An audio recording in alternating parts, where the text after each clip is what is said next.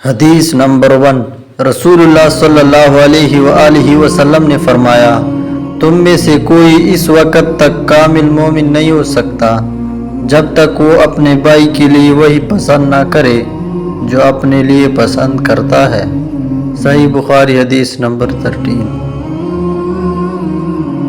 حدیث شریف نمبر 2،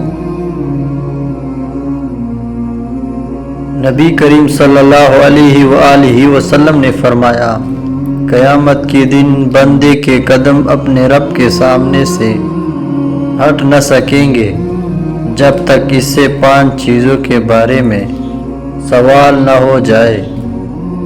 سوال نمبر 1، اس کی عمر کس کام میں گزاری؟ نمبر 2، اس کا علم کہاں استعمال کیا؟ نمبر 3، اس کا مال کہاں سے کمایا اور کہاں خرچ کیا؟ نمبر 4، اس کا جسم کس کام میں کپایا؟ سنن ترمذی حدیث نمبر 24-17۔